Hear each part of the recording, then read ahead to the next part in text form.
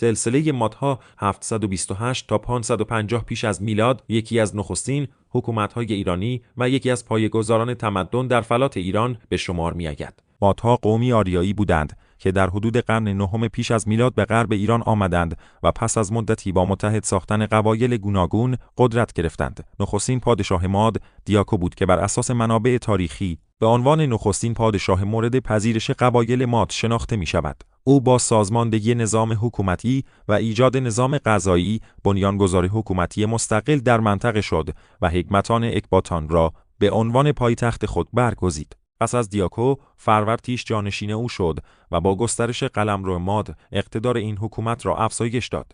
اما مهمترین پادشاه مادها هوخشتر بود. وی با برنامه ریزی نظامی و اتحاد با بابلیان توانست امپراتوری آشورا که دشمن دیرینه ایرانیان بود شکست دهد و سرزمین ماد را به قدرتی بزرگ در منطقه بدل کند. در دوران هوخشتره ارتش منظم و دیوان سالاری پیچیده‌ای شکل گرفت که الگویی برای حکومت‌های بعدی شد. در این دوران فرهنگ، زبان و هویت ایرانی به تدریج شکل گرفت و زیرساخت‌های یک تمدن بزرگ پایه‌ریزی شد. در سال 550 پیش از میلاد کوروش بزرگ از خاندان هخامنشی و از تبار ماد با پیروزی بر آستیاک آخرین پادشاه ماد به سلطنت پایان داد، اما ساختار سیاسی و فرهنگی مادها را حفظ کرد و آن را در پایه‌گذاری امپراتوری هخامنشی به کار برد.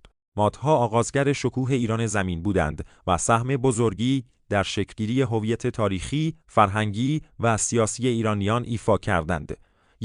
تأسیس سلسله مادها در حدود 700 پیش از میلاد در فلات ایران تأسیس شد و پایه‌گذار آن در اصل دیوشید دایاش یا پارسوبا پارسه بود.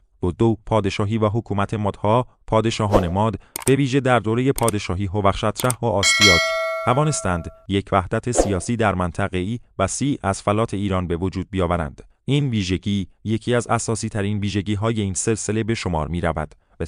پایتخت مادها. پایتخت مادها ابتدا در هگمتان بود که بعدها تبدیل به یکی از مهمترین شهرهای منطقه شد. هگمتان در شمال غرب ایران در نزدیکی همدان کنونی قرار داشت. سیاست‌های نظامی. مادها توانستند با استفاده از ارتش قدرتمند و سازماندهی مناسب برای مدتی بر بخش‌های زیادی از ایران تسلط یابند. همچنین آنان در همپیمانی با دیگر قدرت‌ها مانند بابل علیه آشور قرار گرفتند. 5. حکومت داری و تمرکز قدرت. ساختار حکومتی مادها نسبت به سلسله‌های قبلی پیچیده‌تر و سازماندهی شده‌تر بود. نقش شاه ماد به عنوان فرمانروا و رئیس دولت بسیار مهم بود. 6. دین و مذهب. در دوران مادها دینی زرتشتی وجود داشت، اما در همین دوران نشانه‌هایی از پذیرش خدایان مختلف و آیین‌های مذهبی متعدد وجود داشت. 7. فناوری و هنر.